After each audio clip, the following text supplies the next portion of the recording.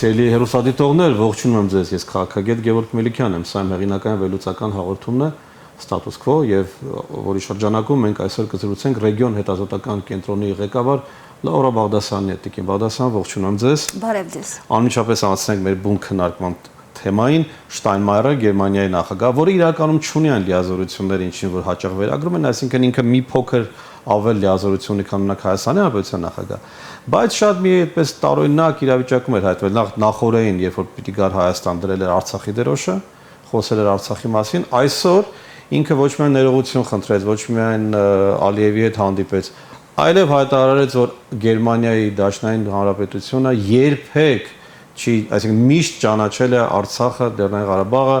Ադրբեջանի կազմով։ Սա կազուս է, որովհետև նման փաստաթուղթ չկա, բայց ինչպես եք դա մեկնաբանում։ Շատ տարօրինակ սկանդալային իրավիճակ էր իսկապես, այդ ներողությունը, որ նրա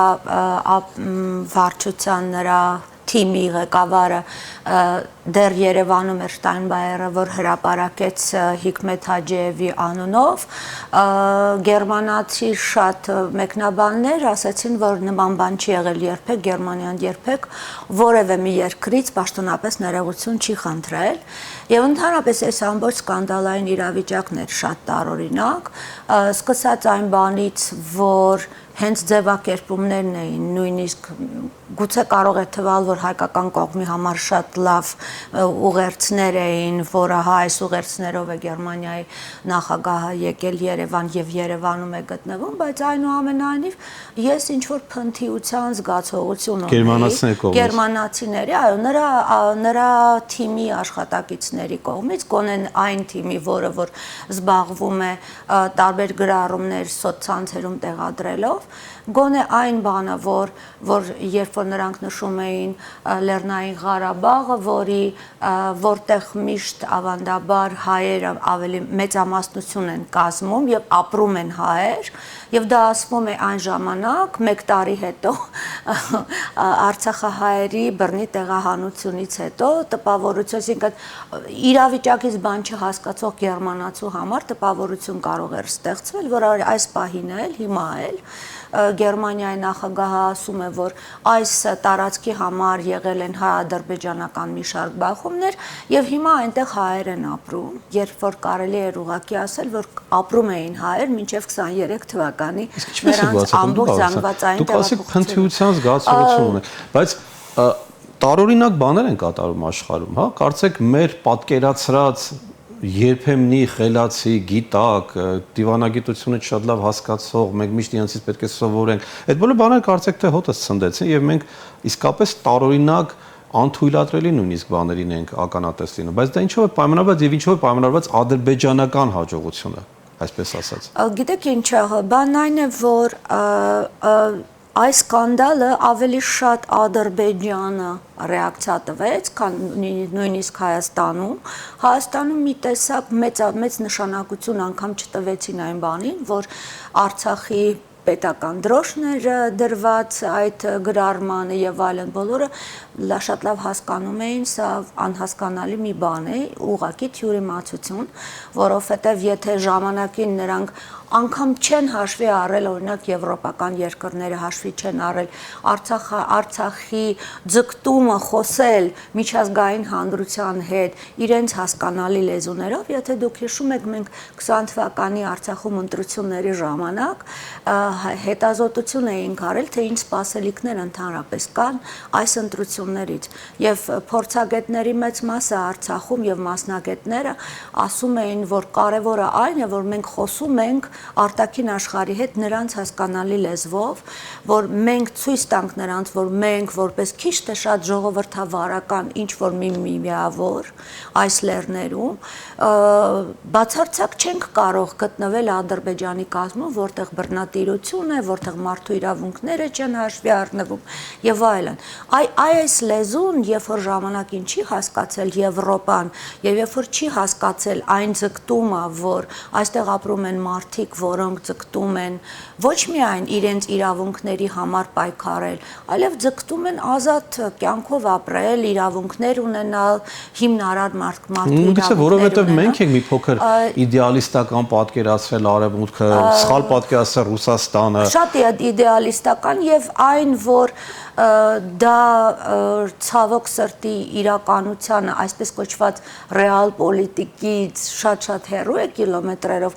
թեկուզ միայն այսօրվա հայտարարություններից կարող ենք դատել Գերմանիայի նախագահի, որը որ հենց այնտեղ Բաքվում ասաց, որ ես հստակ հայտարարում եմ, դա նրա խոսքերն են, որ Ղարաբաղը միշտ ճանաչվել է Ադրբեջանի տարածք, եւ սրա մեջ ոչ մի սենսացիոն հայտարարություն չկա։ Սենսացիոն հայտարարությունը այն է, որ նա դիվանագիտական բոլոր հնարավոր ձևակերպումներով ուղղակի հանդարտեցրեց ադրբեջանցիների կրքերը առայն, որ այնիշ տեղի է ունեցել ցավալի թյուրիմացությունը եւ ես եկել եմ Ադրբեջան որպես շատ հուսալի գործընկեր Ադրբեջանի համար ապագայում։ Մենք գիտենք, որ ընդհանրապես Գերմանիան, եւ դա Գերմանիան է հետաքրքիր։ Ինչ է դրել այդ դրոշ, ինչ է ներողություն խնդրել, ինչ է սուտ խոսում։ Այդ ինչ արդեն անհասկանալի է սա։ Դե սրանք հարցեր են, որոնք ես կարծում եմ հասցեական պետք է հենց իրեն տալ, որովհետև ես չեմ կարողանում նրա փոխարեն պատասխանել, թե ինչու է սա այսպես ստացվել։ Ճիշտն ասած, ես այդպիսի մեծ ֆիասկո հայկական կողմի համար չեմ էլ նկատում, ոչ մի սենսացիոն արտառոց բան տեղի չի ունեցել։ Ղարաբաղը, Արցախը միշտ եվրոպական երկրները համարել են Ադրբեջանի անկախտելի մաս, այդպես չլիներ, Արցախի ժողովրդի ինքնորոշման իրավունքը ավելի առաջնահերթ կհամարվեր ընդհանրապես տասնամյակներ շարունակ։ Որ Արցախը Ադրբեջանի կազմում է, խոսքը նման փաստաթուղթ մենք չունենք, նման հայտարարություն որևէ եվրոպական ղեկավար եւ ԵԱՀԿ Մինսկի խումբի արկայությունը դրա մաս եղել, որ դեռևս հասկանալի չի լինելու, թե ինչպիսի կարգավիճակ կունենա Արցախը։ Հետևաբար նման հայտարարություն, այո, հիմա ասում են, որ մենք երբեք չենք ճանաչել, միշտ ճանաչենք Ադրբեջանը, բայց նման բան չի եղել իրականում։ Ձևակերպումը հենց այդպիսի ձևակերպումով իհարկե չի եղել, բայց այն, որ ընդհանրապես տասնամյակներ շարունակ Ղարաբաղյան հակամարտության լուծման բանաձևը ընդունվում էր միայն երկու սկզբունքների զուգակցման միջոցով, այսինքն տարածքային ամբողջականություն եւ ինքնորոշման իրավունք։ Այո, բայց հայկական կողմը միշտ ասում է մեկը մյուսի հետ կապ չունի։ Մենք Ադրբեջանի տարածքային ամբողջականության հետ գործ չունենք, մենք ճանաչում ենք Ադրբեջանի տարածքային ամբողջականությունը, բայց առանց Արցախի, Արցախը մինչեւ Ադրբեջանն է անկախացել։ Սա էր մեր նարատիվը, դիսկուրսը։ Սա էր մեր նարատիվը, որը որ ցավոք սրտի չկարողացանք մենք մինչև վերջ առաջ տանել եւ չկարողացանք ստարժանվույն հիմնավորել։ Եվ մենք բազմաթիվ իհարկե բաց թողումներ ունենք, բայց վերադառնանք Շտայնմայերին, այդ սկանդալը շատ հետաքրքիր է ընդհանրապես, որովհետեւ Ադրբեջանի օրինակ ԶԼՄ-ները երեք երեկոյան դեռ գրում էին, դեռ հարց է արդյոք Ալիևը նրանք ընդունի թե չի ընդունի, անգամ ներողություն խնդրելուց հետո նրան օդակայանում դիմավորեց վարչապետի եւ ԱԳՆ-ի տեղակալները բայց այնուամենայնիվ Ալիևը նրան ընդունեց իր նստավայրում եւ նրանք դատելով Ալիևի հայտարարություններից եւ հետո արդեն Շտայնմայերի համատեղ ասուլիսի ժամանակ հայտարարություններից պարզ դարձավ, որ սա մի ուղակի անախորժ բան էր, դիվանագիտական կիքս էր, որ երկուստեք նրանք հաղթահարեցին եւ շնորհիվ նաեւ Շտայնմայերի հայտարարությունների։ Այստեղ ես պետք է ասեմ, որ ինչու վերադառնալով ձեր հարցին, ինչու ենք մենք այդպես իդեալականացրել եվրոպական եւ ընդհանրապես ժողովրդավարական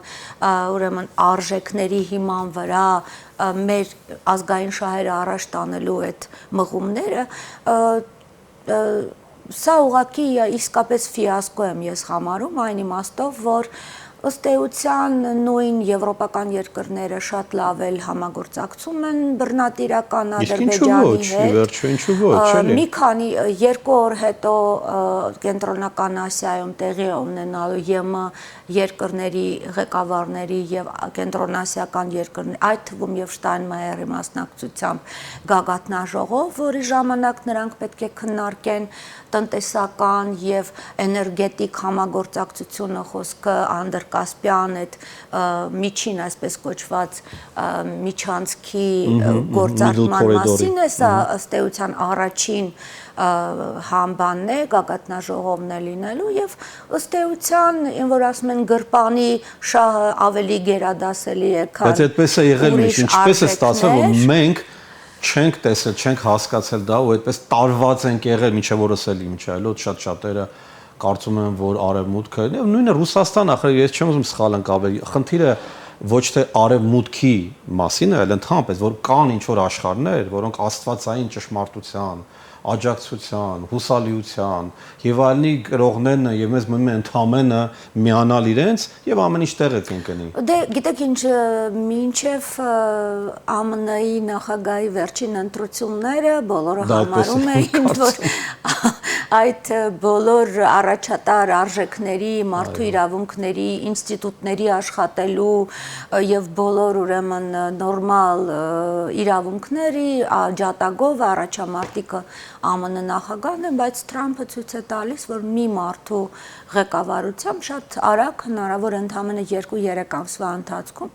հիասթափեցնել ժողովրդավարական։ Ինձ թվում է խնդիրն այն է, որ շատ բաներ չափազանցրած են եղել, շատ բաներ ուղղակի պղպջակներ, բաբլներ են ստեղծել։ Այո, իհարկե, մարդու իրավունքները ֆունդամենտալ արժեք է, ի վերջո դա քրիստոնեության վրա հիմնված, բայց շատ բաներ կա, որ ուրճացրել են ուղղակի, իրական իրենք որևէ մեկը կրողը չի այդ կարգի, ոնց որ իրենք փորձել են մեր վրա վաճառել, որ գիտեք, ենթադրենք մարդու իրավունքները, որ Միացյալ Նահանգներում ռասիզմի մինչև օրս դրսևորում կա, որ մեզ մոտ օրինակ մենք սևերի հանդեպ տենց բան չխնդիր չունենք, ինչպես որ Միացյալ Նահանգներում կա բաժանումը, սեգրեգացիաներ կան, առանձին եկեղեցիներ կան, առանձին նույնիսկ սրճարաններ կան, չեմ ուզում ես այդ չափազանցել, բայց խնդիրներ կան, որ հաղթահարված չեն, մինչև որ Միացյալ Նահանգներում սևերին չեն համարում շատ տեղերում որպես համարժեք իրենց հավասարազոր քաղաքացիներ եւ ասիական ծագում ունեցողներ, լատինական ծագում ունեցողներ, բայց մեզ այնպես են ներկայացվում, որ գիտեք, հանկարծ դուք չփորձեք անգամ Արցախի հարցում մտածել, որ դուք կարող եք հետ բերել Արցախ։ Այո, ցավոք դա այդպես է եւ ես էլ եմ շատ հորետեսորեն ընդհանրապես տրամադրված բոլոր այդ ապագա սցենարների նկատմամբ եւ երբ որ խոսում են Արցախահայության վերադարձի, Արցախահայության իրավունքների եւ այլնի համար, ես կարծում եմ, որ լավ կլինի Արցախահայության իրավունքները նախ եւ առաջ լավ պաշտպանվեն հենց Հայաստանում եւ Հայաստանը ամեն ինչ անի, ինչպես ժամանակին Ադրբեջանն էր անընդհատ վրանային ճամբարներում փախստականներին պահելով, բոլոր արտասահմանցի բաներին մարդկանց պատվիրակներին տանում, ցույց էին տալիս, որպեսզի տեսանելի դառնան, որ Հայաստանը ագրեսոր է, ամեն կերպ ստիգմատիզացնում էին Հայաստանին որպես ագրեսոր եւ առաջ էին մղում իրենց հումանիտար խնդիրները այն ժամանակ, երբ որ արդեն կնքված էր դարի պայմանագիրը եւ միլիարդավոր դոլարներ էին արդեն ոչ միայն Ադրբեջանի բյուջեում հայտնվում, այլև Ադրբեջանի իշխանավորների գրպաններում հայտնվում։ Մեր եւ ձեր ընդհանուր ծանոթ ադրբեջանցի մեր շատ հայտնի մեկնաբան ասում էր այն ժամանակ, որ Ադրբեջանում այնքան փող կա, որ դա բավական է եւ բանակը վերազինելու եւ բոլոր իշխանավորների բանը ախորժակը բավարարելու համար եւ անգամ լոբիստական ուրեմն տարբեր վճարումներ անելու Ադրբեջանի շահերը առաջ մղելու համար։ Ես կարծում եմ, որ մեր հիմնարար ֆունդամենտալ սխալը այն է եղել, որ մեզ համար ավելի շատ կարևոր է եղել ընդհանրապես արդարության զգացողությունը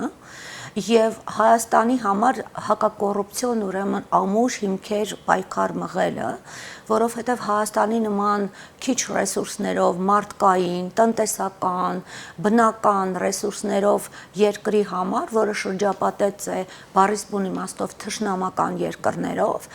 ավելի կարևոր եւ ազգային ուրեմն գաղափար պետք է լիներ օրենքների իմպլեմենտացիան եւ օրենքի առաջ բոլորի հավասարությունը առանց ժողովրդավարական ուրեմն բաների ես կարծում եմ որ ճիշտ էին այն մեկնաբանները եւ դրանք կային Հայաստանում որոնք որ խոսում էին այն մասին որ Հայաստանի համար ավելի անվտանգության խնդիր է ընդհանրապես արդարության զգացողությունը մարդկանց մեջ ինչպես Հայաստանում այնպես էլ Արցախում երբ որ Արցախի ուրեմն բնակչության մեջ էլ կար շատ մեծ խզում շատ հարուստների եւ շատ աղքատների երբ որ Արցախի բնակչության մեծ մասը աշխատում էր բանակում եւ ծառայում էր բանակում ոչ թե այն պատճառով ինչպես որ Հայաստանում ովքեր են գնում պայմանագրային ծառայության բանակում նրանք ովքեր որ ես չեմ կարող բոլորի մասին ասել բայց շատերը գնում են ուղակի հանուն աշխատավարձի եւ հանուն գումար ստանալու որպես աշխատանք այլ ոչ թե պրոֆեսիոնալ բանակայինները պրոֆեսիոնալ զինվորականները եւ այլն այս իրավիճակում մենք 30 տարի այսպես թմբիրի մեջ ենք եղել սա է պատճառը որ մենք այսօր հայտնվել ենք այս ոչ բարենպաստ մեղմ ասած իրավիճակում։ Քիմ բաթաս ինչպես եղավ որ Ադրբեջանը հանկարծ ես փորձագետ եմ ես իրավունք պիտի չունենամ սխալվելու նման հարցերում բայց ես կարող եմ հասկանալ մեծ զանգվածները որոնք ենթադրենք ադրբեջանցիներին համարել են տգետ հիմար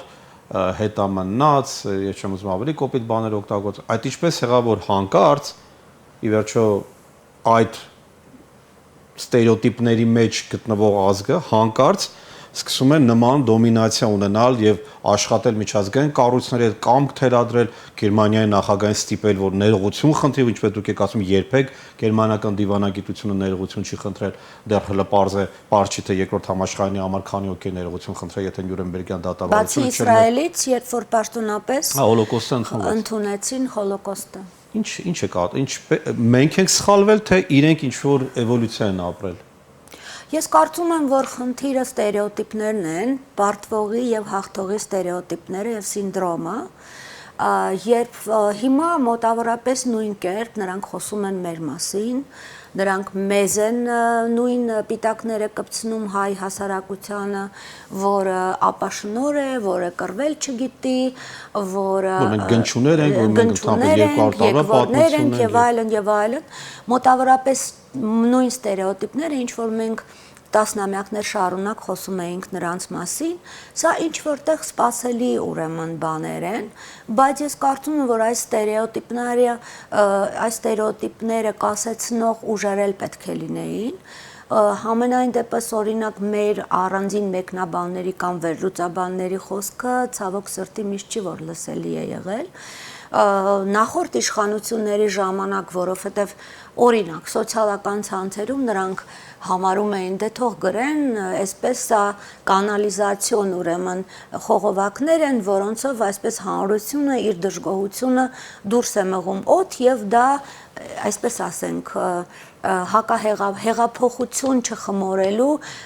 մեծ ալիքներ չբարձրացնելու գոլորշին բաց թողնելու միջոց է եթե դուք հիշում եք նախկին իշխանությունները երբեք ասենք ազատ հարթակները չէին օգտագործում հանրության հետ խոսելու համար առաջ դա համարվում էր ազատ խոսքի հարթակ օրինակ նույն Facebook-ը այլևս դադարել է ընդհանրապես սոցցանցերը դադարել են ընդհանրապես անկախ ազատ խոսքի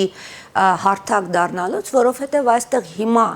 բոլոր երկրներում եւ իշխանություններն են, եւ ընդդիմությունն է, եւ հանրությունն է, եւ այստեղ բոլորի ձայնը լսելի եւ այս աղմուկի մեջ հիմա ավելի դժվար է ընդհանրապես մասնագիտական ձայնը, մասնագիտական կարծիքը լսելի դարձնել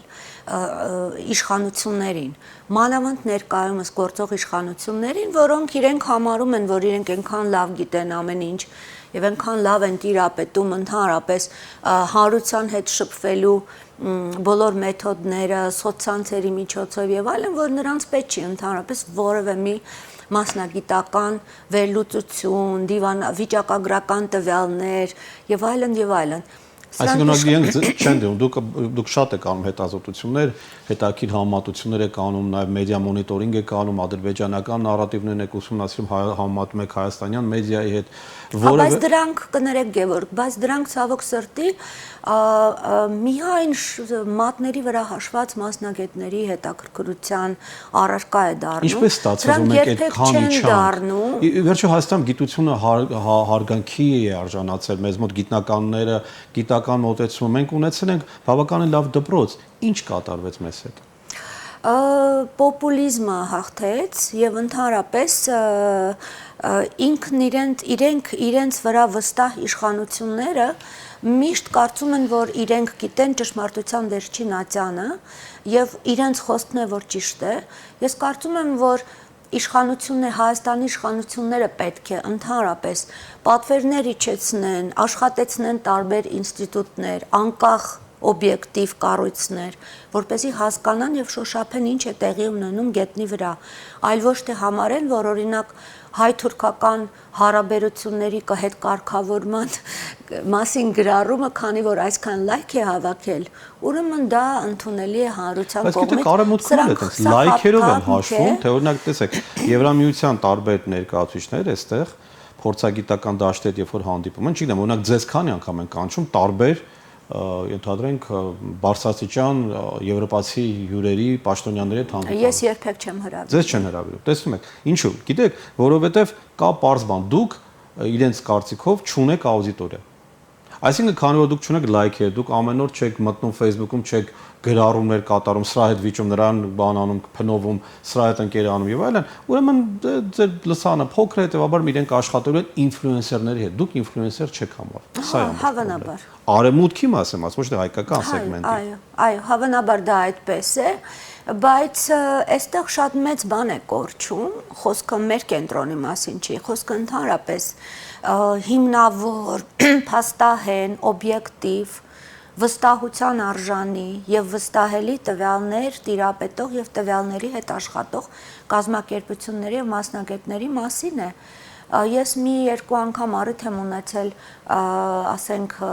հարց տալու իշխանության ներկայացուցիչներին, նրանք ովքեր որ անվտանգության խնդիրներով են, կառույցներով են զբաղվում, թե որքան հաճախ են նրանք իրենց սեղանին ստանում տարբեր ուրեմն հաշվետվություններ, վիճակագրություն,